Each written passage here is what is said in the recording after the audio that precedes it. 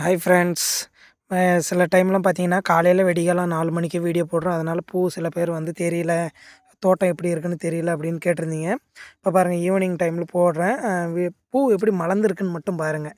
ரொம்ப அழகா மலர்ந்துருக்கு. ஒவ்வொரு செடியிலுமே ரொம்ப அழகா இருக்குது பாருங்கள். இதெல்லாம் காலையில் பார்த்தீங்கன்னா, நல்லா ஃப்ரெஷ்ஷாக இருக்கும். பூ வந்து நல்லா சைஸாகவும் வந்து வெடிச்சிருக்கும். இப்போ பாருங்கள் ஒரு சில பூ வந்து இப்பயே நல்லா அழகா வெடிச்சிருக்கு. இங்கே பாருங்கள் அது அரும்பும் எவ்வளோ இருக்குன்னு மட்டும் பாருங்கள்.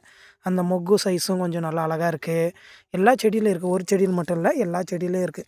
என் தோட்டத்தில் இருக்கக்கூடிய எல்லா செடியிலுமே இந்த மாதிரி தான் வந்து பூவும் இருக்குது, அரும்பும் இருக்குது. இங்கே பாருங்கள் புதுசாக வந்து துளுரும் நம்மளுக்கு வந்து வந்துகிட்டே இருக்குது. நம்ம கொடுக்கக்கூடிய உரத்தினால வந்து நம்மளுக்கு நல்ல ஒரு ரிசல்ட் கொடுக்குது பாருங்கள். பாருங்கள் நல்லாவே கொடுக்குது. பூவும் வந்து எல்லா செடியிலுமே நல்லா மலர்ந்துருக்கு.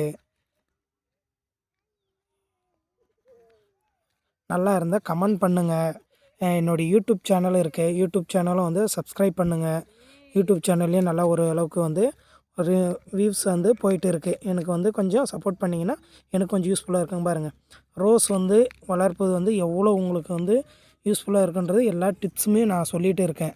இந்த மாதிரி ஃபாலோ பண்ணிங்கன்னா என்னது மாதிரி ரோஸ் தோட்டமும் உங்களுதும் நல்லா அழகாக இருக்கும். இங்கே பாருங்கள் ஒரே செடியில் எவ்வளோ பூவோடைய மொக்கு இருக்குதுன்னு மட்டும் பாருங்கள்.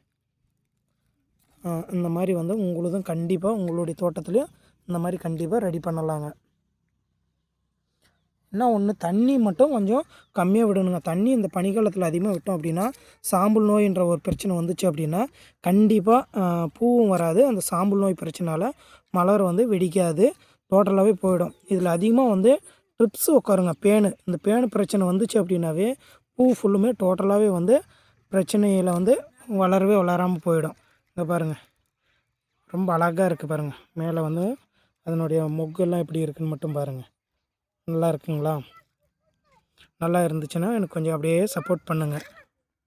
அப்படி பாருங்கள் என்னுடைய தோட்டத்தில் இருக்க ஒரு செடிகள் எல்லாமே காமிக்கிறேன் பாருங்கள். எவ்வளோ அழகாக இருக்குதுன்னு மட்டும் பாருங்கள். எல்லா செடியிலுமே வந்து பூ அழகாக வந்து மலர்ந்துருக்கு. ரொம்ப அழகாக மலர்ந்துருக்கு. காலையில் பார்த்தீங்க அப்படின்னா இன்னும் நல்லா அழகாகவே மலர்ந்துருக்கும். பெரிய பெரிய பூவாக மலர்ந்துருக்கும். இங்கே பாருங்கள் என்ன அழகாக இருக்குது பாருங்கள். அப்படியே ரெட் கலரு அப்படியே கலரை பார்த்தோன்னே நம்மளுக்கு வந்து ஒரு அட்ராக்ஷனை கொடுக்குற அளவுக்கு இருக்கும் பாருங்கள். ஏன்னா சில டைமில் வந்து காலையிலேயே போடுறதுனால அந்த இருட்டில் வந்து ஒழுங்காக செடியும் தெரியல, பூவும் எப்படி இருக்குதுன்னு தெரியல. ஓகேங்களா? இப்போ பாருங்கள் நான் ஈவினிங் டைம் தான் எடுத்து போடுறேன். இருந்தாலும் நல்லா செடி வந்து எவ்வளோ இருக்குன்றது எல்லாமே தோட்டம் எப்படி இருக்குன்றது அப்படியே உங்களுக்கு காமிக்கிறேன் பாருங்கள். பாருங்கள் இதுதான் என்னுடைய ஃபஸ்ட்டு தோட்டம். இன்னும் நெக்ஸ்ட்டு ஒரு தோட்டம் இருக்குது. அதை வந்து நான் நாளைக்கு காமிக்கிறேன். இங்கே பாருங்கள் எல்லாமே வந்து பூ அழகாக இருக்கும் பாருங்கள்.